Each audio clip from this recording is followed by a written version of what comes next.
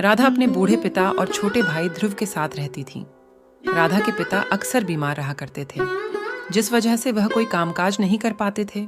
इसलिए घर का सारा भार राधा के कंधों पर आ गया था।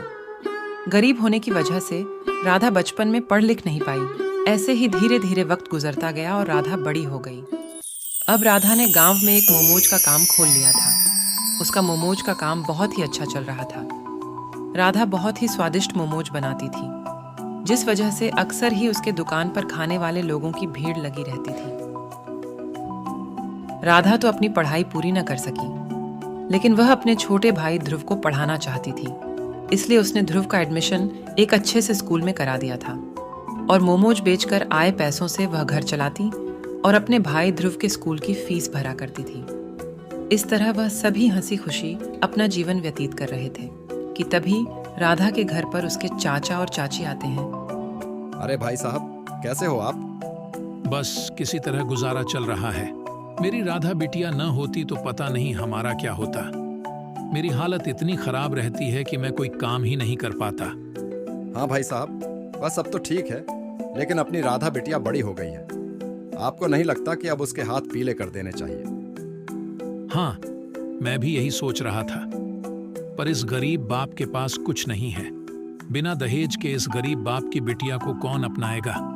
बस मेरी तो भगवान से एक ही अरदास है, मेरी बिटिया के लिए एक अच्छा सा लड़का भेज दे जो मेरी बिटिया को हमेशा खुश रखे। भाई साहब, आज की दुनिया में अच्छे लड़के मिलना बहुत मुश्किल हो गया है। आजकल लोग भारी दहेज की मांग करते हैं, लेकिन भाई साहब, मेरे पास आपकी राधा बिटिया के लिए एक रिश्ता है। वह दहेज की मांग भी नहीं कर रहे हैं। भगवान की दया से सब कुछ है उनके पास। बस एक बढ़िया सुशील सी लड़की ढूंढ रहे हैं। अगर आपकी इजाजत हो तो मैं आगे बात चलाऊं। आपकी राधा भी बहुत खुश रहेगी।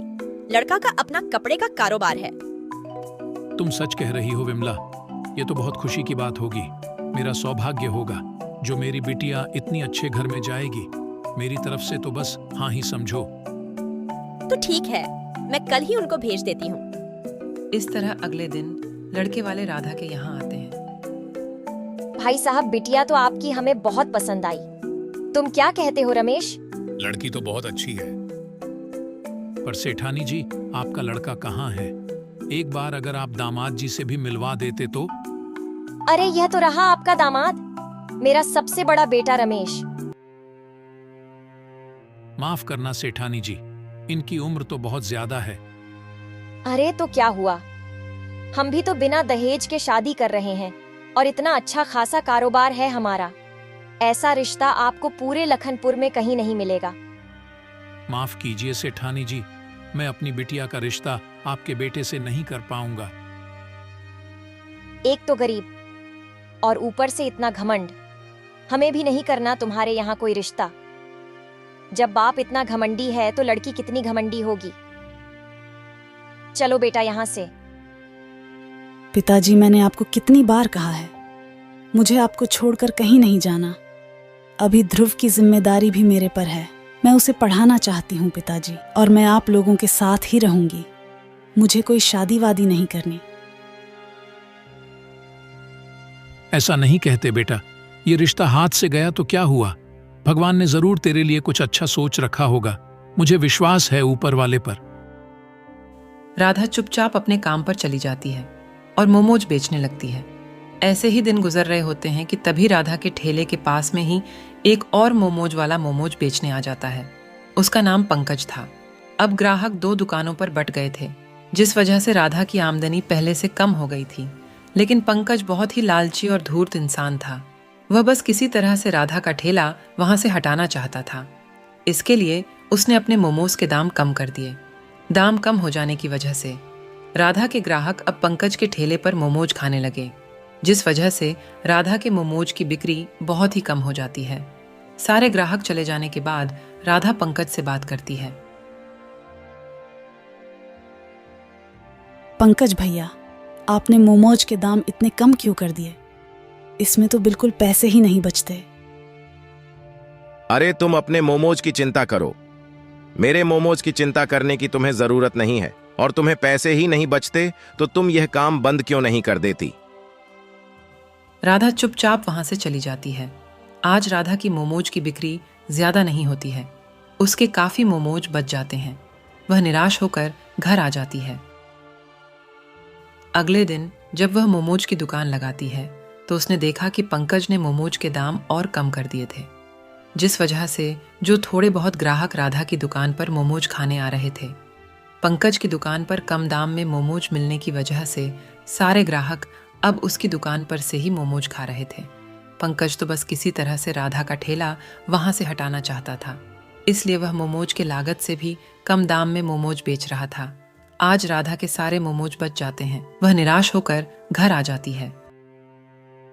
क्या हुआ राधा बिटिया, इतनी उदास क्यों हो? पिताजी, मेरे ठेले के पास एक पंकज नाम का ठेला वाला आ गया है और वह इतने कम दाम में मोमोज बेच रहा है कि उसके लागत के पैसे भी नहीं निकल रहे होंगे। फिर भी पता नहीं वह इतनी घाटे में मोमोज क्यों बेच रहा है। सस्ते दाम में मोमोज हो जाने की वजह से लोग उसकी दुकान पर ही मोमोज खा रहे हैं। मेरी दुकान पर तो लोगों ने आना ही बंद कर दिया है। अगर लागत ही नहीं निकल पाएगी तो मोमोज बेचने से क्या फायदा। अब लगता है मुझे मोमोज का काम बंद ही करना पड़ेगा। राधा यह सब बातें कर ही रही थी कि तभी उसका छोटा भाई ध्रुव कुरकुरे का पैकेट हाथ में लिए घर आता है। दीदी, यह कुरकुरे खाकर देखो ना, बहुत ही स्वादिष्ट है। नहीं ध्रुव, तुम खाओ, मेरा मूड नहीं है।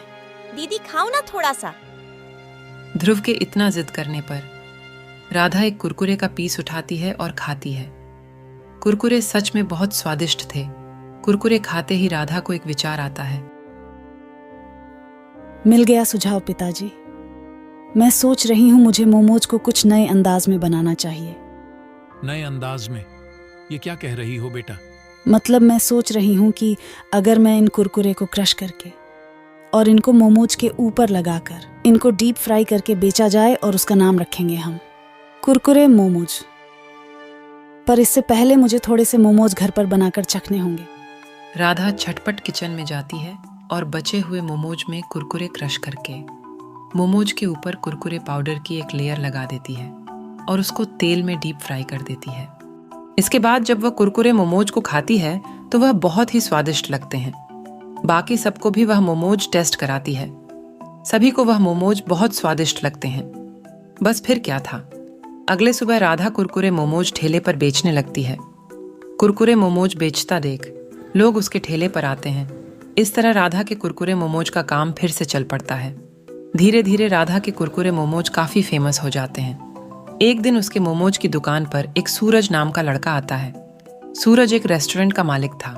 जब वह राधा की दुकान पर अलग तरह की चीज लोगों को खाते हुए देखता है तो वह उसके ठेले के पास आकर रुकता है और वह उससे पूछता है, ये क्या चीज है? सर, ये कुरकुरे मोमोज है सर। अच्छा, यह किस तरह के कुरकुरे मोमोज है और तुम्हारे यहाँ खाने वाले लोगों की भी इतनी भीड़ लगी हुई है? मेरी माँ ने तो बस एक बार इसे खाकर देखिए।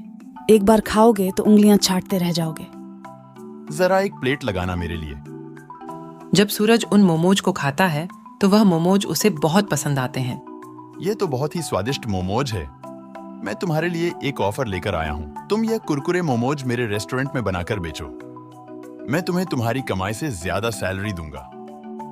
बस फिर क्या था, राधा सूरज के रेस्टोरेंट में काम करने लग जाती है और वहां पर कुरकुरे मोमोज बनाती है। सूरज के रेस्टोरेंट में कुरकुरे मोमोज की वजह से उसके रेस्टोरेंट में 4 चांद लग जाते हैं और दूर दूर से सूरज के रेस्टोरेंट लोग कुरकुरे मोमोज खाने आया करते थे। अब धीरे धीरे सूरज को राधा भी पसंद आने लगी थी। सूरज एक दिन राधा के पिताजी के पास आता है और राधा के पिताजी से राधा का हाथ मांगता है। ये बात सुनकर उसके पिताजी खुशी से फूले नहीं समाते और वह राधा की शादी सूरज से कर देते हैं।